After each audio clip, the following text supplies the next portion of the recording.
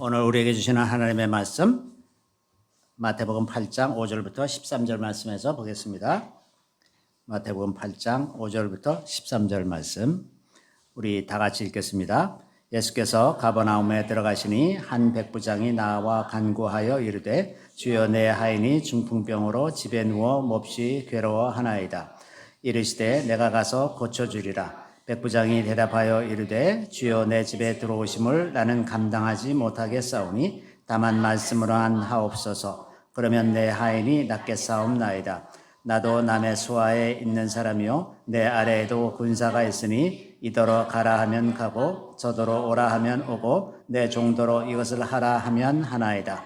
예수께서 들으시고 놀랍게 여겨 따르는 자들에게 이르시되 내가 진실로 너희에게 이르노니 이스라엘 중 아무에게서도 이만한 믿음을 보지 못하였노라.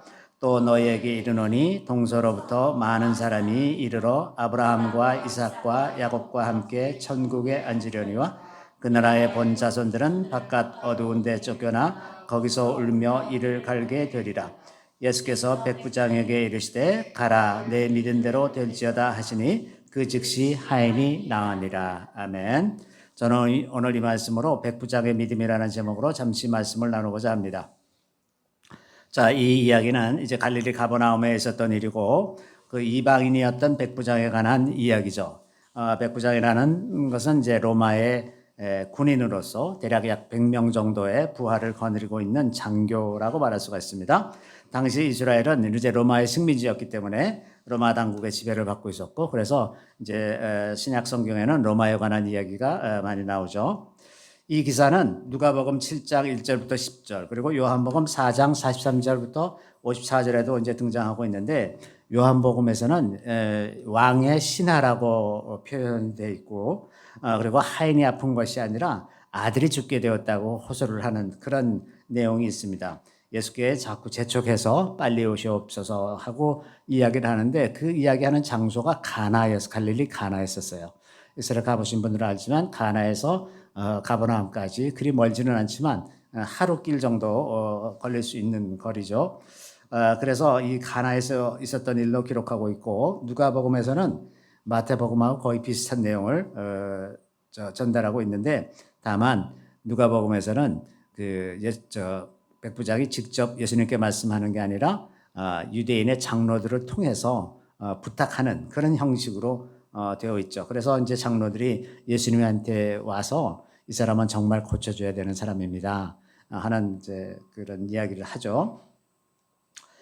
이로 미뤄보면 이 백부장이 비록 이방인이었지만 그들의 그 식민지 사람들이었던 유대인들을 굉장히 존중하고 사랑하고 있었고 또 그들의 문화를 받아들이고 있었다는 것을 알 수가 있습니다. 백부장에 관한 이야기를 하면서 이 부분이 굉장히 시사하는 바가 크다고 할 수가 있어요. 왜냐하면 나중에 이 사람이 예수님으로부터 이스라엘 중에서도 이만한 믿음을 본 적이 없다 그렇게 말씀하시잖아요. 근데 이런 칭찬을 들을 수 있었던 배경이 뭐냐고 보면 그 유대인의 문화와 그 문화를 존중하고 그 사람들을 사랑했다는 이것이 핵심적으로 중요하다고 보는 거죠. 왜냐하면 만약에 자기가 로마인이고 우월한 문화를 가지고 있는 이 지배자의 입장을 하고 생각하면 보통 이 식민 지배를 받고 있는 이 사람들에 대해서 그렇게 존중하거나 귀하게 생각하는 마음이 없는 것이 일반적입니다. 대부분은 그렇게 생각하지 않죠. 그런데 이 사람은 그 유대 문화를 존중하고 그들이 말하는 바를 귀담아 듣고 했기 때문에 예수님에 대한 소문을 듣고서도 예수님에 대해서 생각을 바르게 할 수가 있었던 거죠. 근데 만약에 이 사람이 식민 지배를 하고 있는 로마인의 입장에서만 생각하고 있는 사람이었다면 예수님에 관한 이야기를 들어도 그게 무슨 말인지 전혀 관심도 없었을 겁니다. 그까지 식민지 사람 한 사람 관계가 없죠. 저는 2010년에 기도하다가 이제 한번 깜짝 놀란 일을 경험한 적이 있었는데 그때 이제 주님께서 말씀하시기를 기슬레 12일이 대한민국 역사에 가장 중요한 날이 될 것이다. 이제 그런 말씀을 하세요. 그래서 저 깜짝 놀라서 그 성경에 달력 여러 가지로 기록되어 있기는 하지만 그것에 별로 관심도 없고 이제 그냥 설렁설렁 이렇게 읽고 말았었는데 그게 이상해서 이제 예수님한테 되물었어요. 제가 예수님 왜 유대 달력으로 말씀하십니까? 그랬더니 예수님이 그때 뭐라 그러시냐 하면 너는 내가 유대인인 걸 몰랐더냐 그렇게 말씀하세요. 너는 내가 유대인인 걸 몰랐더냐. 그러니까 제가 머리를 한 대 얻어맞은 것 같았어요. 내가 만약에 예수님을 사랑한다 그러면 유대 민족을 사랑해야 되는 거구나. 그리고 유대 문화를 존중해야 되는 거구나. 그게 맞잖아요. 근데 저는 그때까지는 예수님은 그냥 모든 사람들의 구원자로 오셨고 예수님이 굳이 유대인일 필요는 없다라고 생각을 하고 있었기 때문에 그걸 전혀 생각하지 못하고 있었던 거죠. 그래서 그것을 곰곰이 더 생각해 보면 결국은 어디로 가냐면 예수님에 관해서 미리 기록하고 있는 구약 성경을 존중해야 된다는 것이 드러나는 겁니다. 그 예수님이 가지고 계신 문화와 예수님이 하시는 말씀 이런 것이 다 구약 성경에서 오질 않았습니까? 예수님은 그 성경에 대해서 이야기할 때 언제나 구약 성경이잖아요. 신약 성경은 아직 있지도 않았던 시대였었으니까. 그러니까 또 성경이라고 하는 것은 아주 꼭 필요한 것을 아주 미니멈으로 모아서 적는 거란 말이죠. 이게 양이 이제 당시에 암송 문화를 가지고 있었기 때문에 암송하기 좋게 하고 또 이 종이가 희귀하던 시대였기 때문에 이 필기를 하기 위해서는 최소한의 분량을 기록하는 것이 이제 원칙이죠. 그러다 보니까 성경이라고 하는 것은 굉장히 축약된 방식으로 기록하고 있는데 그 안에 기록됐다고 하는 거면 꼭 필요해서 기록한 거예요. 사람 이름이라든지 무슨 연월을 말하는 말이라든지 무슨 여러 가지 그런 우리가 보기에는 이건 뭐 굳이 이런 걸 적어놨지? 어떤 분이 예전에 저더러 아니 성경이 왜 이렇게 족보가 많습니까? 이제 그런데 꼭 필요해서 적은 거예요. 그게 꼭 필요해서 적은 거야. 그러니까 그거를 우리가 그것을 존중하면서 읽는 것이 이게 예수님을 존중하는 것과 동일한 겁니다. 그 문화를 존중하는 거예요. 그래야 또 의사소통이 잘 될 거는 당연한 거고요. 그래서 이제 제가 구약 성경을 이걸 잘 생각해야 되는 거구나 이제 이런 생각을 하게 됐죠. 근데 만약에 그 예수를 믿고서 구약 성경을 존중하지 않는다면 이거는 예수만 존중하고 그 문화적인 배경 이런 것을 존중하지 않는 그런 태도가 되잖아요. 이게 상당히 모순적인 거죠. 이 구약 성경이라고 하는 것이 결국 따지고 보면 이게 하나님의 말씀이고 예수님이 하나님을 아버지라고 부르잖아요. 그러니까 예수님의 아버지의 말입니다. 그러니까 예수님을 존중한다 그러면 당연히 구약 성경을 존중하는 그런 걸로 되어 있는 거죠. 그리고 이 신약 성경하고 구약 성경을 비교해 보면 어떤 사람들은 구약 성경은 더 이상 필요 없다. 신약 성경만 있으면 된다라고 말하는 사람들이 있는데 신약 성경에는 구약 성경에 기록되어 있는 것이 별로 많이 없습니다. 왜 그럴까요? 이게 두 가지가 병행해서 똑같은 가치를 갖고 있는 성경이 아니기 때문에 그래요.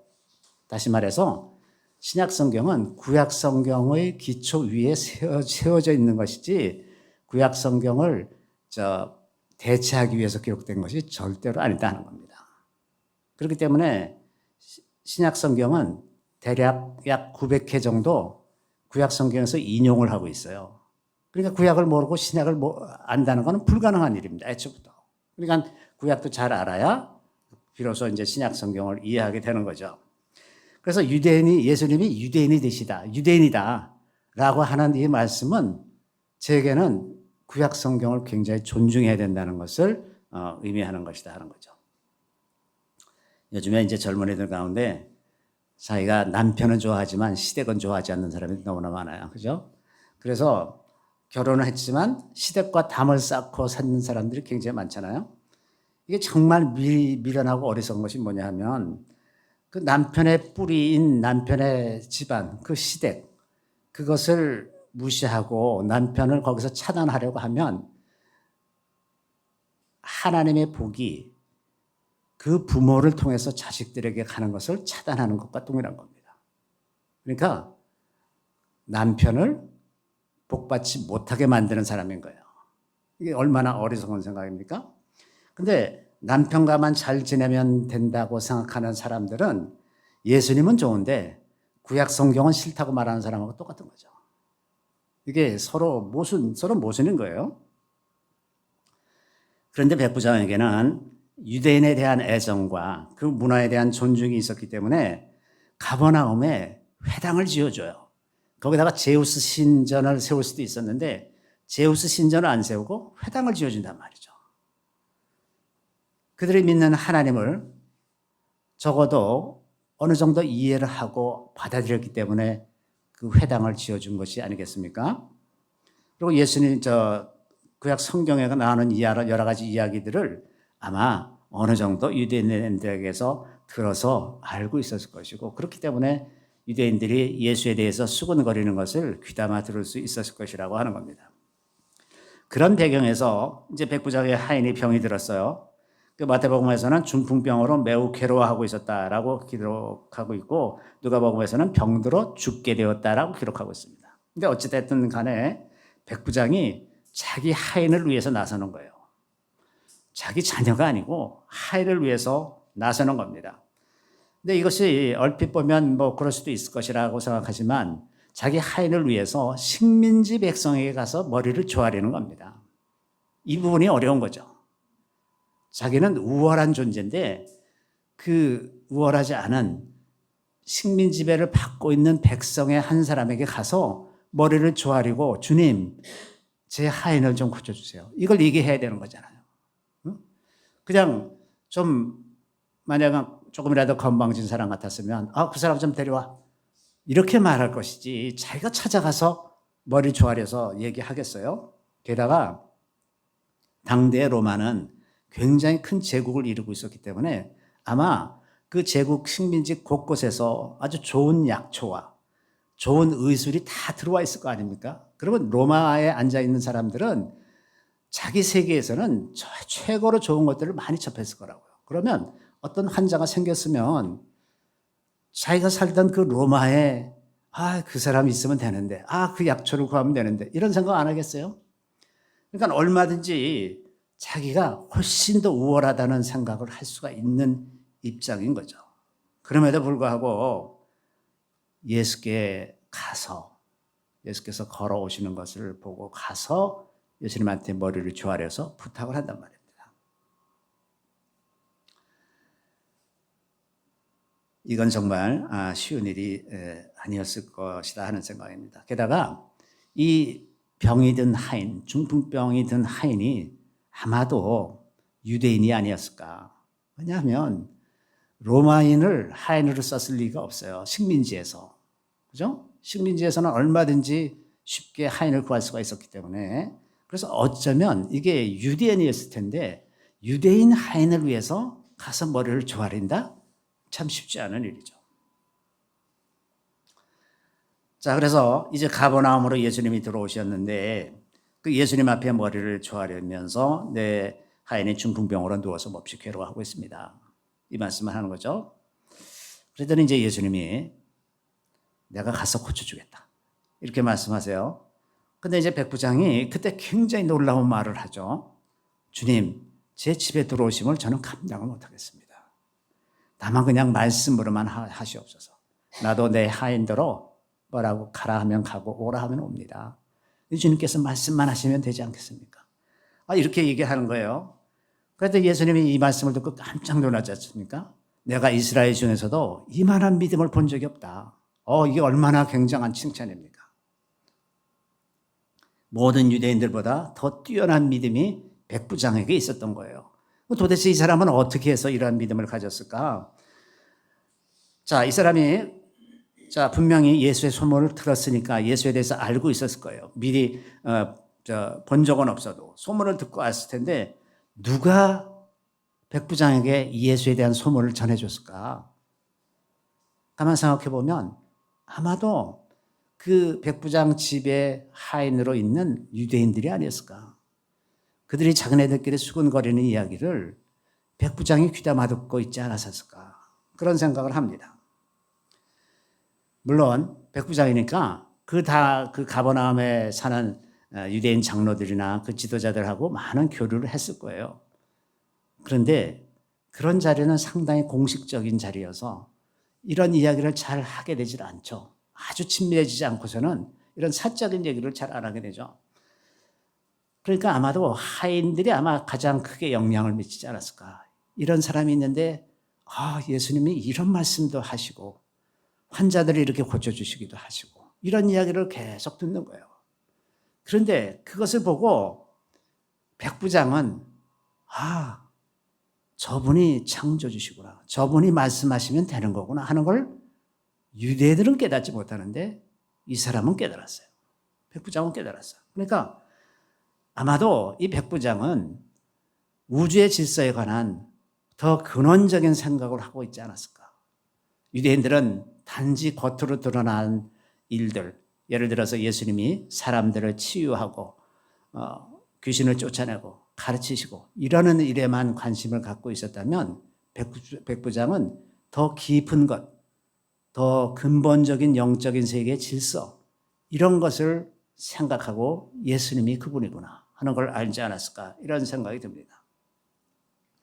유대인들은 제사장이나 서기관들이나 장로들, 바리새인들이 유대인들의 전통 이런 것에 대해서 그냥 모든 생각이 사로잡혀 있었기 때문에 늘 전통을 제대로 지키느냐 무슨 규칙을 지키느냐 그거에 대해서 온통 관심이 쏠려 있어서 예수님이 무슨 사역을 하기만 하면 그 눈으로 계속 예수님을 살펴보고 뭐가 틀렸느니 맞았느니 이제 맨날 그러고 있는 거예요. 근데 백부장은 그거에 관심이 없어. 그런 것보다 더 근원적인 문제, 저분이 어떻게 해서 사람들을 고치고 귀신을 쫓아내게 됐는가? 저분은 영적 세계에 사람들을 지배할 수 있는 그 능력을 가지신 분이구나 하는 것을 근본적인 수준에서 이해를 하게 되는 거죠. 그렇기 때문에 이 백부장이 모든 이스라엘 사람보다 더 뛰어난 믿음을 가졌다고 하는 것은 그 눈이 영적인 세계를 볼 수 있는 눈으로 준비되어 있었다고 하는 것입니다. 그러니까 이것을 깨닫는 백부장의 입장에서 볼 때는 예수님 앞에 나가서 얘기하는 것이 얼마나 떨렸겠어요. 예수님이 그런 분이라는 걸 아는 이 백부장이 감히 쳐다보지도 못하지 않았을까? 감히 그 눈을 마주보지도 못하지 않았을까? 저는 그렇게 상상이 됩니다. 어떻게 떨리지 않을 수가 있었게요? 게다가 예수님이 네 집에 가서 내가 고쳐주겠다 그러니까 기가 막힌 겁니다. 어떻게 창조주가 우리 집에 들어와 있을 수가 있느냐. 그러니까 이제 많은 사람들이 궁금해갖고 이제 이 두 사람을 둘러싸고 있었는데 거기서 아주 뜻밖의 행동을 하는 거죠. 주님, 저희 집에 들어오시면 저는 감당하지 못하겠습니다. 우리가 보통 생각을 하면 누가 와서 병을 고쳐준다 그러면 그 사람을 집으로 모셔서 잘 대접을 하고 극진한 대접을 한 다음에 그분이 손을 얹어서 기도해서 이렇게 되기를 바라지 않겠어요? 근데 아예 들어오지도 못하게 해. 주님 들어오지 못. 주님이 들어오시는 걸 우리는 감당을 못하겠습니다. 정말 너무 두려우신 분이어서 저희 집에 주님이 오시는 건 정말 감당을 못하겠습니다. 이렇게 말하는 거죠. 그러니까 이것을 지켜보던 다른 사람들의 눈에서 볼 때에는 저렇게 왜 무례한 말을 하시나. 저 백부장이 왜 예수님을 잘 대접하고 모셔야지 왜 들어오지도 못하게 하시나 이런 생각을 하지 않았겠어요? 그러한 그 세상의 평가나 수군거림에 대해서 전혀 관심도 없고 자기가 믿는 바, 자기 생각하는 바를 그대로 표출해내고 있는 백부장을 볼 수가 있습니다. 그래서 백부장의 눈에는 주변에 아무리 많은 사람들이 둘러 있어도 예수님만 보이는 거예요, 지금. 예수님 앞에만 있습니다. 우리가 예수를 만나는 순간도 이렇게 단독적입니다. 우리 혼자만 예수님 앞에 있을 때가 있습니다. 그 사이를 중재할 수 있는 사람은 아무도 없어요. 사람들이 우리에게 예수님에 대해서 이야기해 줄 수는 있지만 우리 사이에 설 수는 없습니다. 그래서 우리가 예수님을 우리 인생에서 대면할 때 우리는 아주 정나라한 모습으로 있는 그대로 예수님 앞에 설 수밖에 없죠. 주님은 우리의 폐부를 감찰하시고 우리의 모든 마음을 아시는 분입니다. 우리가 마음으로 지은 모든 죄를 아시고 있죠. 용서하지 못하는 마음, 이웃에 대한 시기와 분노, 우리 안에 있는 거짓과 위선과 탐욕과 정욕과 모든 우리 안에 있는 두려움과 슬픔과 고통과 절망, 그리고 마침내 죽고 싶은 마음까지 우리의 마음 구석구석을 다 살피시는 그 주님, 그 예수님 앞에 우리가 단지 혼자서 서야 할 때가 우리 인생 가운데 있다고 하는 겁니다. 우리가 죽을 때 만나는 것이 아니라 우리 살아가는 과정에서 얼마든지 그런 일이 있을 수가 있어요. 우리에게 닥친 어떤 어려움이나 고통 때문에, 혹은 자녀들의 고통 때문에, 혹은 배우자의 고통 때문에 우리가 하나님 앞에 단독으로 서야 할 때가 온다고 하는 겁니다. 그 두렵고 떨리는 주님 앞에 우리가 설 때 이 백부장처럼 예수님, 우리 하인을 고쳐주시옵소서. 이 말을 어떻게 할 수 있을까? 우리는 과연 이 말이라도 할 수 있을까? 내 안에 있는 감추어진 이 모든 것들이 낱낱이 드러나고 있는 그 순간에 예수님 앞에서 우리 하인을 고쳐주시옵소서. 이 말을 할 수 있을까? 이런 생각이 듭니다. 그러면서 백부장이 참으로 두려운 상태에 있지만 주님 앞에 섰는 것이 너무나 무섭지만 그럼에도 불구하고 자기 하인의 병을 고쳐달라고 부탁하는 이 말을 하는 것을 볼 때 백부장의 마음에 주님 앞에서 거리끼는 것이 별로 없었을 것 같다 하는 생각이 좀 듭니다. 누가복음에 보면 이 백부장에 대해서 유대인의 장로들이 와서 예수님께 간절히 구했다고 했습니다. 간절히 구할 만큼 백부장이 유대인들에게 인정받고 있는 사람이었다고 하는 거죠. 그 사람은 그 행실에 있어서 다른 로마인들과 달리 그 행실에 있어서 참으로 우리 민족을 사랑하고 우리 문화를 존중하는 사람이라는 것을 유대인들이 대변해주고 있는 거죠. 뿐만 아니라 그가 회당을 지었다고 그렇게 이야기를 해주었습니다. 이 백부장이 이런 사람이었죠. 보통 식민지 사람들은 식민지 지배하고 있는 사람, 지배계층에 대해서 의심스러운 눈으로 바라볼 수밖에 없죠. 그게 우리의 습관이죠. 그리고 적대감을 가지고 바라볼 수밖에 없습니다. 그런데 그럼에도 불구하고 그런 경향이 있음에도 불구하고 이 유대인의 장로들이 와서 백부장에 대해서 이렇게 좋은 이야기를 하고 있는 것을 보면 이 백부장은 굉장히 오랫동안 그런 일관된 행동을 했던 거예요. 그렇기 때문에 이런 말을 할 수가 있죠.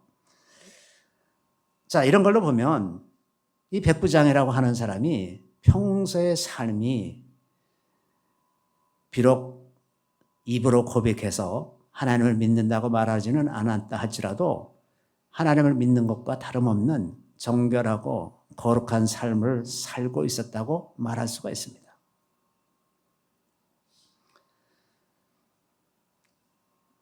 또 한 가지 우리가 생각할 수 있는 것은 이 백부장이라고 하는 사람, 이 놀라운 칭찬을 듣는 이 사람은 사람의 눈치를 보지 않았다고 하는 겁니다. 그가 이해하고 옳다고 생각하는 바대로 행동하는 사람이었습니다. 주변 사람들이 어떻게 생각하든 말든 단순하게 주님이 우리 집에 들어오시는 것을 나는 감당하지 못하겠습니다. 굉장한 말씀 아닙니까?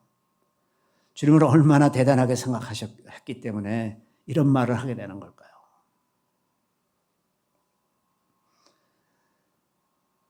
그가 하는 말이나 행동이 상식과 달랐지만 그는 항상 자기가 믿는 대로 행동한 사람이라고 볼 수가 있을 것 같습니다. 식민지 사람에 대한 태도도 그렇죠. 이게 이제 다른 로마인이 볼 때는 쟤는 뭐야? 쟤는 왜 식민지 사람들을 저렇게 존중하고 사랑해 주는데 로마 사람들이 그러지 않았을까요? 그죠?